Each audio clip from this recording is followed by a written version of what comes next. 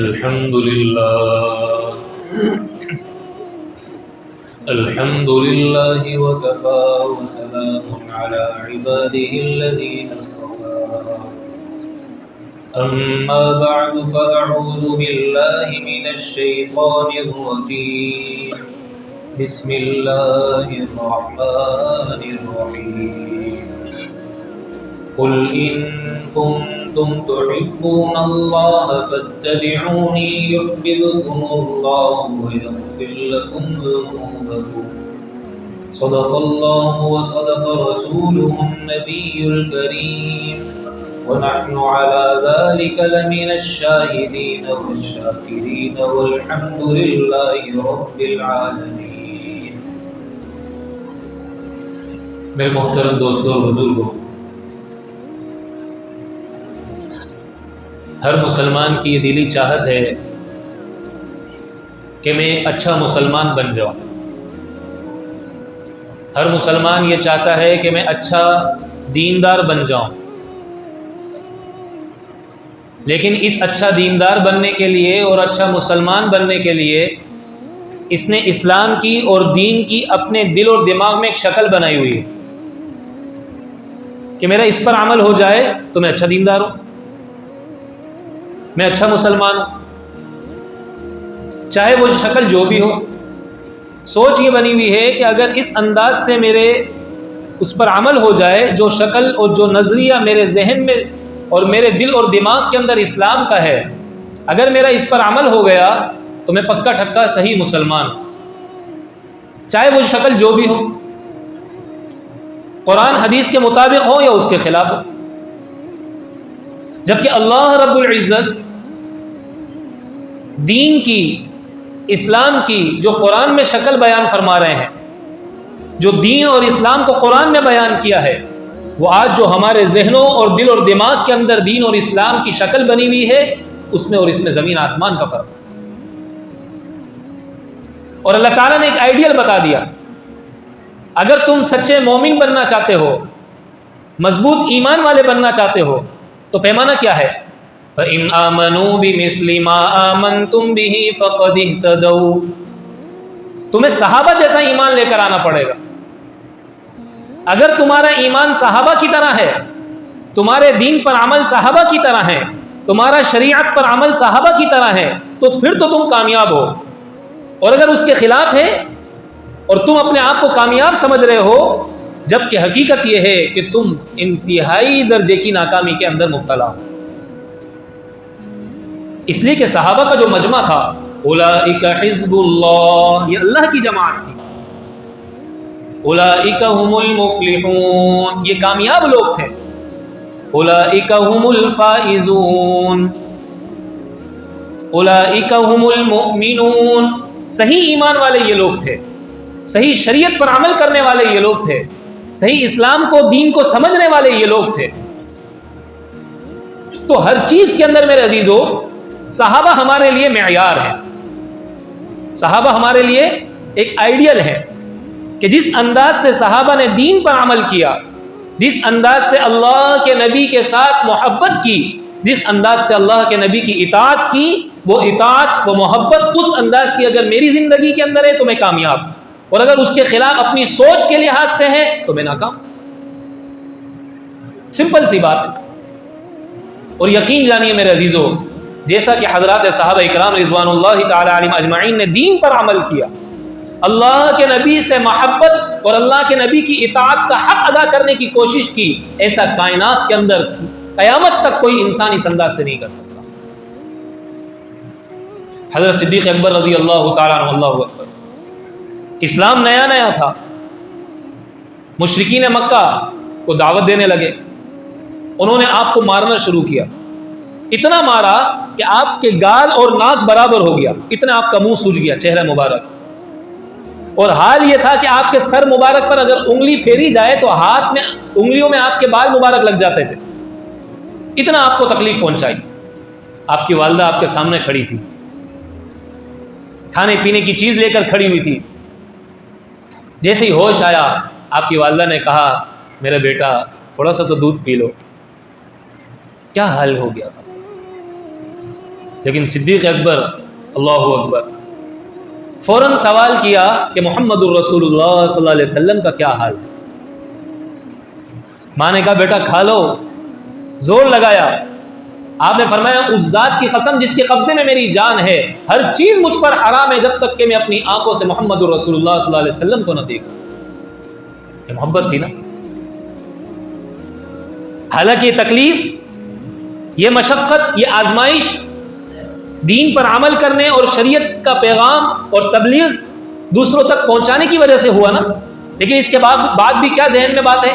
اپنی ان آنکھوں سے جب تک میں محمد الرسول اللہ صلی اللہ علیہ وسلم کو نہیں دیکھ لوں گا، میں آپ دنیا کا کوئی کام نہیں کرا سکتی مجھ سے۔ ایسی محبت اللہ کے نبی سے۔ اللہ کے نبی کے پاس آتے ہیں، یا رسول اللہ مجھے ہجرت کرنی ہے۔ اللہ کے نبی فرماتے صبر کر جاؤ، یا رسول اللہ ہجرت کرنے کا صبر کر جاؤ۔ اللہ کے نبی کو بھی بڑی محبت تھی ابو بکر سے۔ پھر ایک وقت آیا، اللہ کے نبی نے فرمایا آج رات ہم نے ہجرت کرنی ہے، چنانچہ یہ دونوں ہجرت کے لیے تشریف لے جا رہے ہیں۔ ابو بکر صدیق رضی اللہ تعالیٰ عنہ پہاڑ پر جب چڑھنے لگے، اللہ کے نبی کو اپنے کندھوں پر اٹھا لیا۔ غار کے اندر جب گئے تو اس میں مختلف سوراخ تھے، آپ نے اپنے کپڑوں کو پھاڑ پھاڑ کر سوراخوں کو بند کیا۔ اب 2 سوراخ رہ گئے تھے، مزید اپنے کپڑے کو پھاڑ کر سوراخ کو بند کرتے ہیں تو سطر کھلتا ہے۔ آپ نے ایک میں ایک ایڑی ڈالی، دوسرے میں دوسری ایڑی ڈال دی، اور ان سوراخوں کو اپنے پاؤں سے اس انداز سے بند کیا۔ اور پھر اللہ کے نبی سے فرمایا یا رسول اللہ آپ اندر تشریف لے آئیے۔ اللہ کے نبی اندر تشریف لائے، چنانچہ آپ علیہ الصلوۃ والسلام سے فرمایا رسول اللہ آپ سر رکھیے میری گود میں اور آرام فرمائیے۔ تھوڑی دیر کے بعد اللہ کے نبی کی آنکھ کھلی تو ابو بکر صدیق کے آنسو نکل رہے۔ اللہ کے نبی نے پوچھا ابو بکر کیا ہوا؟ وہ آنسو اللہ کے نبی کے گال مبارک پر گرے تو اللہ کے نبی کی آنکھ کھل گئی۔ کیا ہوا ابو بکر، کیوں رو رہے ہو؟ فرمایا رسول اللہ اس سوراخ سے بچھو مجھے ڈنک مار رہا ہے، اگر پاؤں ہلاتا تو آپ کی نیند خراب ہوتی، اس تکلیف کو برداشت کرنے کی وجہ سے میرے آنسو نکل گئے اور آپ کی نیند خراب ہو گئی۔ اللہ کے نبی نے فرمایا پاؤں باہر نکالو۔ اللہ کے نبی نے اپنا لعاب مبارک لگایا، فوراً اس کا اثر ختم ہو گیا۔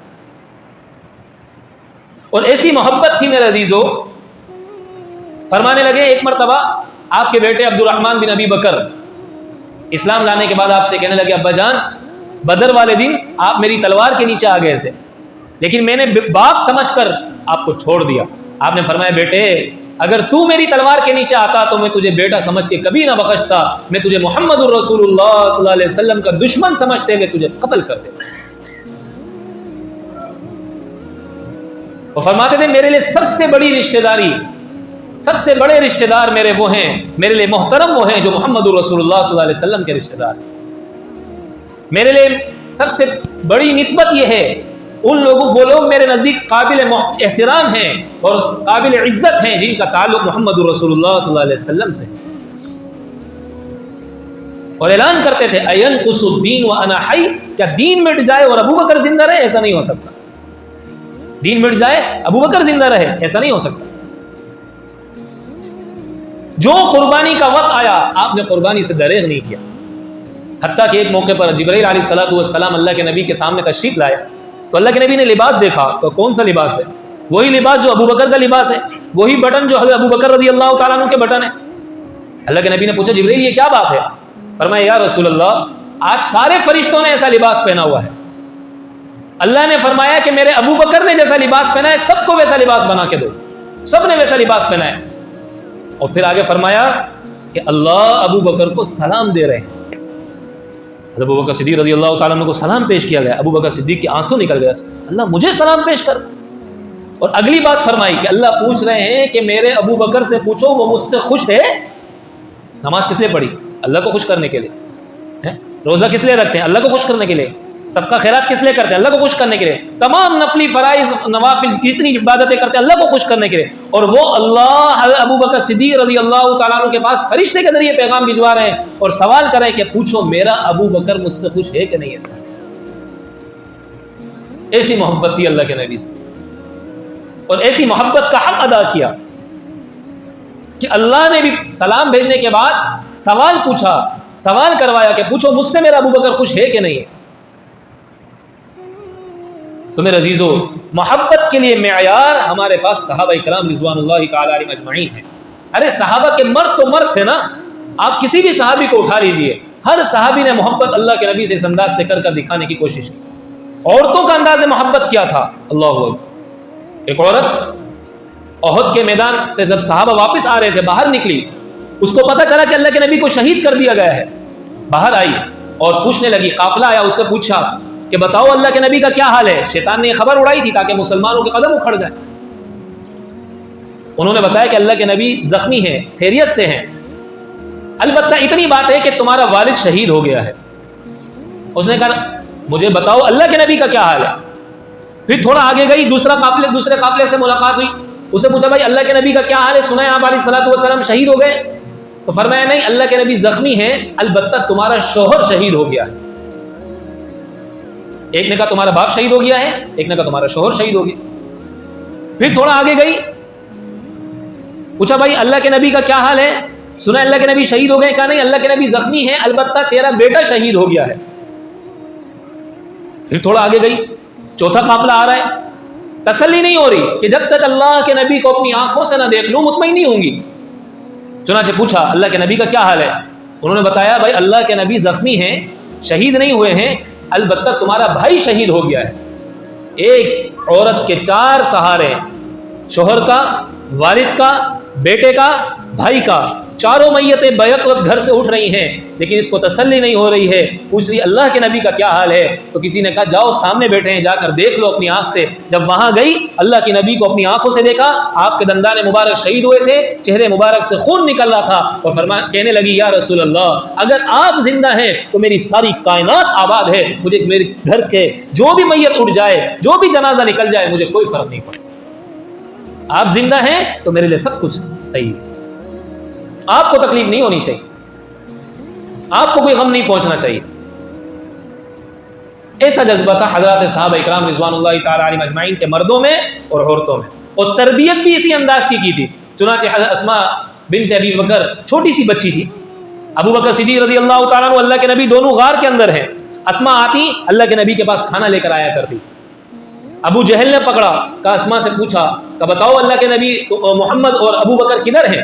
نے کہا تو نہیں بتاؤں گی۔ ابو جہل نے زور سے تھپڑ مارا، اسماء بنت ابی بکر گری، آپ کی پیشانی مبارک پھٹی اور خون نکلنے لگا۔ پھر گریبان سے پکڑا، چھوٹی سی بچی ہے، معصوم سی بچی ہے، لیکن یہ درندہ اور یہ ظالم، یہ سنگ دل انسان دوبارہ گریبان سے پکڑ کے کہتا ہے بتا ورنہ میں تجھے مار دوں گا۔ یہ اسماء بنت ابی بکر کہتی ہے کہ میری جان تو نکل سکتی ہے، لیکن اے ابو جہل، اے اللہ کے اور اللہ کے نبی کے دشمن، میں تجھے کبھی بھی محمد کا اور ابو بکر کا پتہ نہیں بتاؤں۔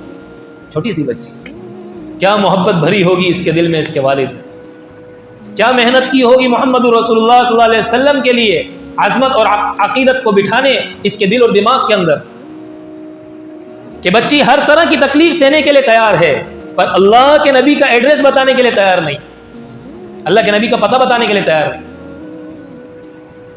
چنانچہ میرے عزیزو، یہ حال ہمارا اپنی زندگی کے اندر ہونا چاہیے، اپنی اولاد کی تربیت کے معاملے کے اندر، اپنے گھر کے ماحول کو بنانے میں، اپنی زندگی کو بنانے میں۔ اور یقین جانیے اللہ کی نبی کی محبت کا پتہ اللہ کے نبی کی اطاعت سے چلے گا، اللہ کے نبی کی محبت کا پتہ اللہ کے نبی کی اطاعت سے چلے گا۔ لو كان حبك صادقا لاطعته ان المحب لمن يحب مطيع۔ اگر تو اپنی محبت میں سچا ہے، اپنی محبت کے دعوے میں سچا ہے، تو اطاعت کر اس کی، اس لیے کہ کائنات کے اندر کوئی ایسا نہیں ہے جو کسی سے عشق اور محبت کا دعویٰ کرتا ہو اور اس کی اطاعت نہ کرتا ہو۔ هذا لعمري في الفعال بديع، یہ تو میری زندگی میں عجیب ہی کہانی دیکھوں گا کہ تو کسی سے محبت کا دعویٰ کرے اور اس کی اطاعت نہ کرے۔ حضرت حذیفہ ابن یمان رضی اللہ تعالیٰ عنہ کیسر و کسریٰ کے دربار میں جا رہے ہیں، دسترخوان لگ گیا، آپ کے ہاتھ مبارک سے ایک لقمہ گر گیا، آپ نے اٹھایا، صاف کیا، کھانا شروع کیا، برابر والے نے کونی ماری، کیا کر رہے ہو، بھوکے لگو گے؟ یہاں یہ دستور نہیں ہے اس انداز سے کھانا کھانے کا۔ فرمایا اترک سنت حبیبی لہؤلاء الحمقاء، ارے کیا میں اپنے حبیب اور اپنے محبوب جناب رسول اللہ صلی اللہ علیہ وسلم کی سنت کو ان احمقوں اور بے وقوفوں کے خاطر چھوڑ دوں؟ ایسا نہیں ہو سکتا، ایسا نہیں ہو سکتا۔ آج چہرہ کس کی طرح ہے، آج لباس کس کی طرح ہے، انداز زندگی کس کی طرح ہے، اٹھک بیٹھک کس کی طرح ہے، چال چلن کس کی طرح ہے، اور دعویٰ ہے محمد رسول اللہ صلی اللہ علیہ وسلم سے محبت کا۔ اللہ کی قسم میرے عزیزو، اللہ کے نبی سے محبت کے دعوے کا تقاضا ہے کہ موت تک مسلمان اس زندگی کو اپنائے جو زندگی جناب رسول اللہ صلی اللہ علیہ وسلم ہمیں دے کر گئے. اور اللہ کے نبی سے عشق اور محبت کے دعوے کا یہ تقاضا ہے کہ ہم اللہ کے نبی کی امت میں پیدا ہوئے ہیں تو موت تک ہم اللہ کے نبی سے عشق اور محبت کا اظہار کرتے رہیں. ایک مہینہ، ایک دن، مخصوص ایام میں اس بات کا اظہار کر لینا، ایسا مسلمان کبھی نہیں کرے گا. سچا مسلمان ہے موت تک اپنے آپ کو عاشق رسول بنا کر چلے گا. سچا مسلمان ہے موت تک اپنے آپ کو عاشق رسول سمجھے گا، موت تک محمد رسول اللہ صلی اللہ علیہ وسلم کی محبت کے تقاضوں پر عمل کا اہتمام کرے گا، چاہے غمی ہو، چاہے خوشی ہو، چاہے بڑوں کے پاس جانا ہو، چاہے چھوٹوں کے پاس جانا ہو، چاہے اولاد کی تربیت کا معاملہ ہو، چاہے گھر کے ماحول کو بنانے کا معاملہ ہو، چاہے دوستوں کی سلیکشن کا معاملہ ہو، چاہے کاروباری لین دین کا معاملہ ہو. وہ دیکھے گا میرے نبی نے کیا کیا ہے، میرے نبی کا طرز عمل کیا تھا، اس موقع پر میرے نبی کا انداز زندگی کیا تھا. تو میرے عزیزو، اللہ کے نبی کی سچی محبت، اللہ کے نبی کا سچا عشق اپنے دلوں میں پیدا کرنے کے لیے، اس کو بڑھانے کے لیے جو جو سنتیں معلوم ہیں اس پر عمل شروع کر دو. اور میں نے پہلے بھی عرض کیا تھا، ہمارے پاس یہاں کتابیں رکھی ہوئی ہیں، آپ جن کو جو پڑھیں اس کو گھر میں سجانے کے لیے نہیں ہے، جو پڑھیں وہ کتابیں لے کر جائیں اور جو جو پڑھائیں اس کو اپنی زندگی پہ عمل کر شروع کریں. حضرت عمر رضی اللہ تعالیٰ عنہ 12 سال کے اندر سورہ بقرہ ختم کی. کتنے سالوں؟ کسی نے پوچھا حضرت اتنا لمبا وقت کیوں لگایا؟ فرمایا جو آیت پڑھتا اس پر عمل کرتا، جب تک اگلی آیت نہیں پڑھتا، کہ جب تک پہلی پچھلی آیت پر عمل نہ ہو جاتا میں اگلی آیت نہیں پڑھا کرتا. اس لیے کہ جو علم میرے پاس آ جائے میرے ذمہ لازم ہے کہ میں اس پر عمل شروع کر دوں، ورنہ یہ علم کل قیامت والے دن میرے خلاف اللہ کے دربار میں کھڑا ہو جائے گا، اللہ کے دربار میں کھڑا ہو جائے گا. جب اس انداز سے ہم چلیں گے نا، اللہ کے نبی کی ایک سنت پر عمل کا اہتمام کریں گے تو اور اللہ کے نبی کی محبت ہمارے دلوں میں بڑھے گی، اور اللہ کے نبی کا عشق ہمارے دل کے اندر آئے گا، اور اللہ کے نبی کی عظمت اور قدر اور احترام ہمارے دلوں کے اندر پیدا ہوگا. ایک عورت اللہ کے نبی کے انتقال کے بعد حضرت عائشہ رضی اللہ تعالیٰ عنہ کے بعد تشریف لائی اور کہنے لگی مجھے بتاؤ اللہ کے نبی کی قبر کدھر ہے. اس عورت کو بتایا گیا یہ اللہ کے نبی کی قبر ہے. اتنا روئی اتنا روئی اتنا روئی کہ وہیں اس کا دم نکل گیا، وہیں اس کا دم نکل گیا. ایسا عشق تھا. کتنی دفعہ اللہ کے نبی کا نام سنتے ہیں، کبھی عقیدت سے صلی اللہ علیہ وسلم زبان پہ آیا؟ کتنی دفعہ اللہ کے نبی کا تذکرہ سنتے ہیں، کبھی محبت کے آنسو نکلے؟ کتنی دفعہ اللہ کے نبی کی زندگی میرے سامنے پڑی جاتی ہے، اللہ کے نبی کی قربانیاں میرے سامنے آتی ہیں، اللہ کے نبی کی مشقتیں اور تکلیفیں جو میرے خاطر اللہ کے نبی نے برداشت کی، کیا اس پر کبھی میرے آنکھوں سے آنسو جھلکے؟ حقیقی عشق اور محبت ان حضرات نے کر کے دکھائی. حضرت مولانا ظفر احمد عثمانی رحمۃ اللہ علیہ، ابھی کی بات ہے، مدینہ منورہ میں تھے، ایک چھوٹے سے یتیم بچے کو دیکھا جہاں کھانا لوگ بچا ہوا رکھ دیتے تھے، وہ وہاں سے کھانا چن چن کے لے رہا تھا، جمع کر رہا تھا، کھا رہا تھا. پوچھا بیٹا یہ کیا کر رہے ہو؟ کپڑے بھی تمہارے میلے ہیں، تم یہ کیا کر رہے ہو؟ کہنے لگا چاچا جان میں یتیم ہوں، لوگ کھانا پھینک دیتے ہیں، میں اس میں سے کھانا لے کر اپنا بھی خود بھی استعمال کرتا ہوں، اپنی بہن اور اپنی والدہ کے لیے بھی لے جاتا ہوں. اچھا کہ بیٹے تمہارا کیا خیال ہے، تم پڑھتے ہو کچھ؟ کہا چاچا جان اتنی ہمارے پاس طاقت نہیں ہے کہ میں کچھ پڑھ سکوں، میری والدہ مجھے کچھ پڑھا سکے. کہا اچھا تمہاری والدہ کدھر ہے؟ اس کی والدہ کے پاس گیا اور فرمانے لگے اگر آپ یہ چاہیں تو میں آپ کے بچے کو پاکستان اپنے ساتھ لے جاؤں، اسے پڑھاؤں گا، اسے اچھے کپڑے بھی پہناؤں گا، اسے کھانا بھی اچھا کھلاؤں گا، جب پڑھ لے گا پھر آپ کے پاس آ جائے. اس کی والدہ نے کہا بیٹے کیا پروگرام ہے؟ کہا ٹھیک ہے امی چلے جاتا ہوں. کہا میرا فلاں جگہ مکان ہے، وہاں میں ٹھہرا ہوا ہوں، اسٹے کیا ہوا ہے، آپ کا پکا ارادہ ہو تو فلاں تاریخ کو میری روانگی ہے، اس سے پہلے اتنے بجے اس ٹائم پہ میرے پاس بھیج دیجیے گا، تو پھر ہم ساتھ چلیں گے. کہا ٹھیک ہے. آپس میں بات چیت ہو گئی.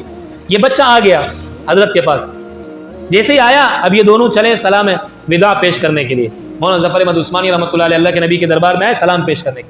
جیسے ہی سلام سے فارغ ہوئے بچہ بولتا ہے چاچا جان آپ کے ملک میں یہ ہے، یہ روزہ ہے آپ کے ملک میں، یہ گنبد خضرا ہے آپ کے ملک میں؟ کہ بیٹے ہمارے پاس ہوتا تو ہم یہاں تھوڑی آتے، ہمارے پاس ہوتا تو ہم یہاں تھوڑی آتے. فوراً بچے نے ہاتھ چھڑایا اور کہنے لگا چاچا پھر میں آپ کے ساتھ نہیں آتا، میں اپنے نبی کو نہیں چھوڑ سکتا، میں اپنے نبی کے روزے کو نہیں چھوڑ سکتا، میں اپنے نبی سے بے وفائی نہیں کر سکتا، میں پھٹے پرانے کپڑے پہن لوں گا، میں کھانا چن چن کے کھا لوں گا، میں اس کے لیے اپنے آپ کو پریشانی میں ڈال سکتا ہوں، لیکن محمد رسول اللہ کو نہیں چھوڑ سکتا، محمد رسول اللہ کے دیش کو نہیں چھوڑ سکتا. ایسی محبت تھی. میں میرے بچوں میں ایسی محبت کی پیدا، میں نے ایسی محبت. تو میرے عزیزو چند دنوں عشق رسول کا اظہار کر لینا، محبت رسول کا اظہار کر لینا، یہ مسلمان کے ایمان کے لیے کافی نہیں ہے۔ امت محمدیہ میں پیدا ہونے کا تقاضا یہ ہے کہ موت تک عشق رسول کا اظہار ہو، موت تک محبت رسول کا اظہار ہو، اور محبت رسول اور عشق رسول کا تقاضا یہ ہے کہ موت تک آپ سنت رسول پر اور زندگی رسول پر عمل کا اہتمام کریں۔ جب یہ چیز زندگی کے اندر آئے گی، اللہ سچا اور حقیقی عاشق رسول نہ صرف یہ کہ دنیا میں بنائے گا، بلکہ قیامت میں بھی اللہ سچے عاشق رسول میں ہمارا شمار فرما دے گا۔ اللہ صحیح اور سچے نبی سے محبت کرنے والوں کی فہرست میں ہمارا شمار کر دے گا۔